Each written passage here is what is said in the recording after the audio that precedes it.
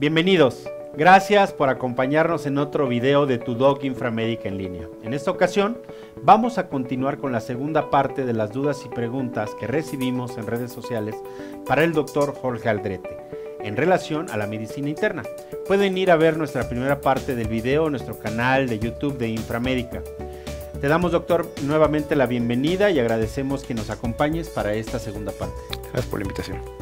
Soy el doctor Guillermo Peña, acompáñenme en este episodio tan interesante.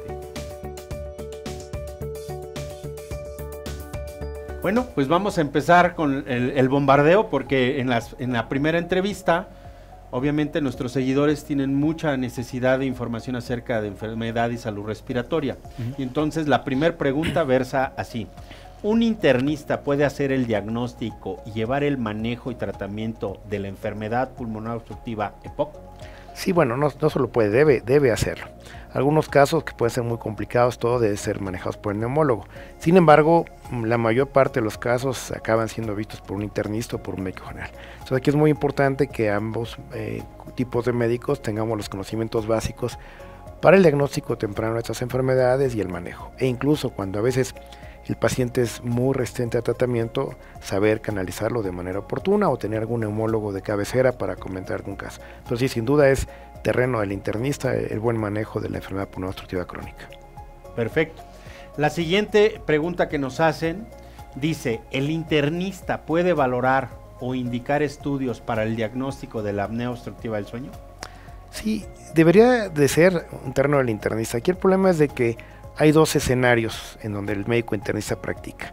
A nivel de la medicina pública, en donde, bueno, solo nos dan 20 minutos para evaluar un paciente y tenemos que evaluar cerca de 30 pacientes. Entonces, a veces el internista se enfoca un poco a lo que está viendo, la hipertensión, la diabetes, la patología articular, y se olvida un poco esto, a menos que el paciente tenga problemas de sobrepeso o obesidad, que a veces vaya acompañado por el cónyuge y que el cónyuge le diga que ronca. Sin embargo, debería ser las preguntas obligadas, y a nivel particular debe hacerse de manera obligada, porque ahí sí el médico internista, como comentamos, tiene que ver al paciente de manera global. Entonces, independientemente de la patología por la que vaya, hay un cuestionario específico con 3 o 4 preguntas muy dirigidas a ver si el paciente pudiera o no tener problema de apnea obstructiva del sueño y si requiere alguna intervención diagnóstica o terapéutica adicional. Perfecto.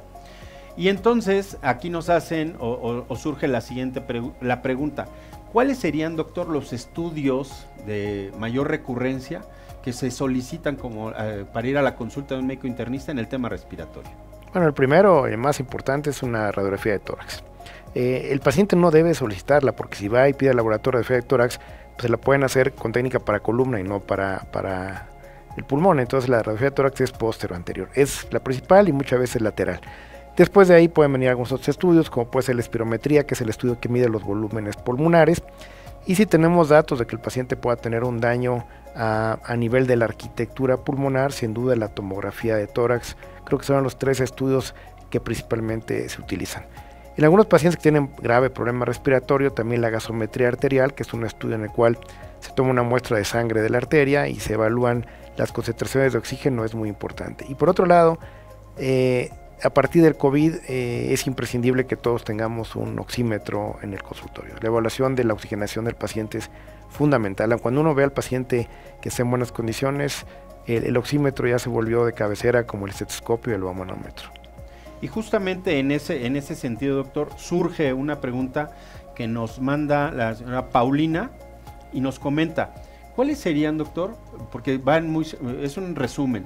¿Cuáles serían las enfermedades que usted como internista identifica que podrían tener este dato de hipoxemia, que les falte oxígeno en la sangre? De la consulta que usted ve, ¿cuáles serían las 3 o 4 patologías que usted puede identificar que tienen hipoxemia o necesidad de administrar oxígeno? Bueno, sin duda, enfermedad pulmonar obstructiva crónica, con mucha menor frecuencia, fibrosis pulmonar. La apnea obstructiva del sueño lo puede tener, pero no lo tiene cuando el paciente está en el consultorio. Sí, ahí lo que hay que hacer es estudios de evaluación del sueño y medición de oxígeno durante el sueño. Son, yo creo que los principales, y bueno, el paciente que llega con un cuadro de asma agudo, que en ese momento trae un problema de dificultad respiratoria. Yo creo que son las patologías que más frecuentemente pueden darnos esto.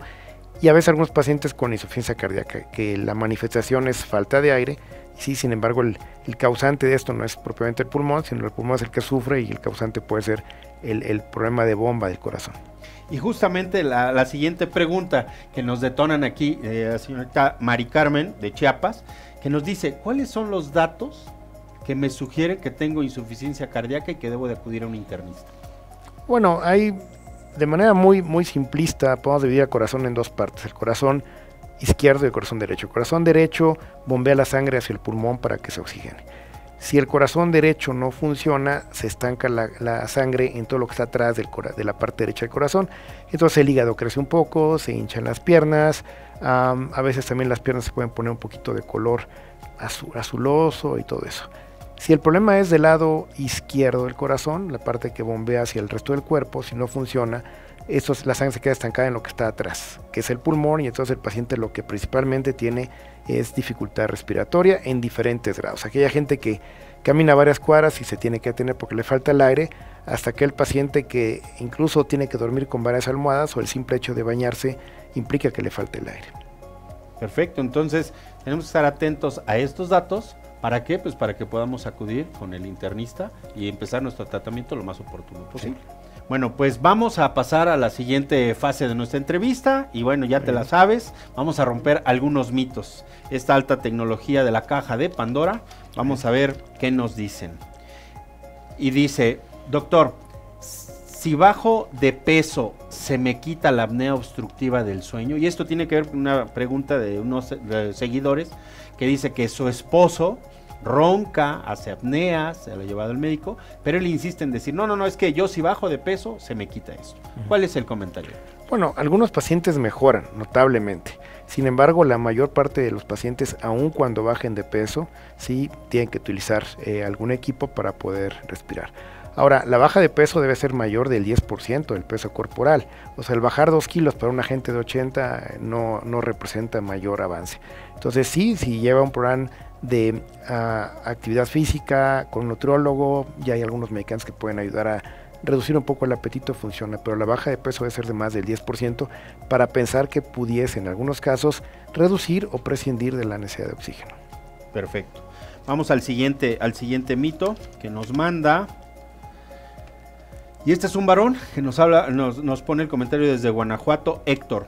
Si dejo de fumar, ¿ya no requiero medicamentos para mi EPOC? El problema aquí es que el daño ya está hecho. O sea, muchas gentes que dejan de fumar lo que hacen es evitar que esto progrese. Pero el daño pulmonar, la fibrosis y todo lo que se hizo ya quedó.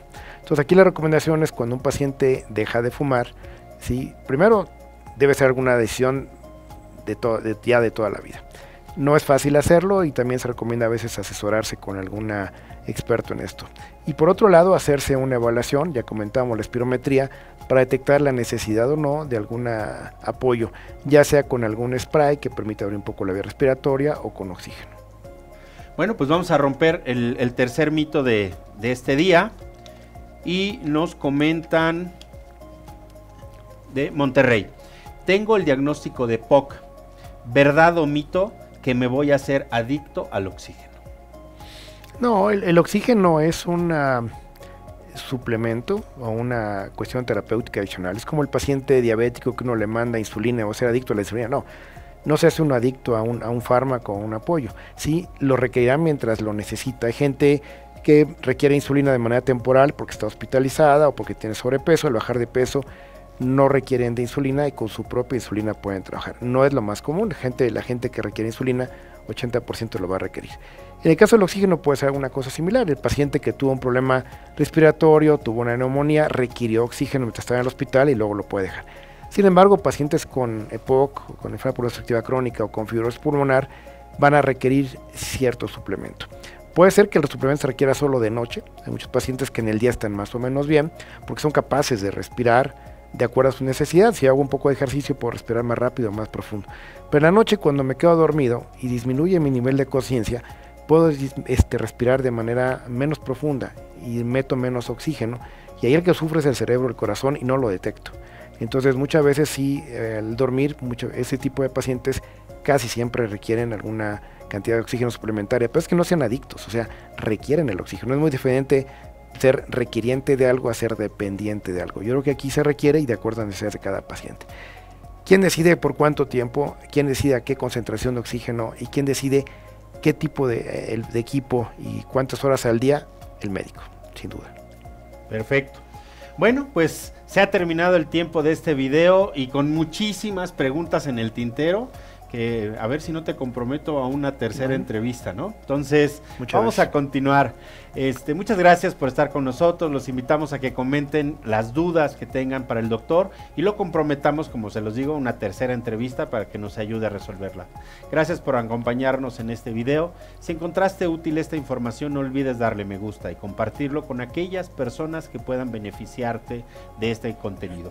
Suscríbete a nuestro canal y activa nuestras campanitas y las campanitas para que puedas recibir notificaciones acerca de videos relacionados con la salud y el bienestar. Déjanos tus comentarios con el hashtag TuDoc en línea. Síguenos en nuestras redes sociales como Inframédica MX para que conozcas más información de este y otros temas. Y recuerda, tienes más de 18 años, el único responsable de tu salud es tu médico internista. Nos vemos en el próximo video.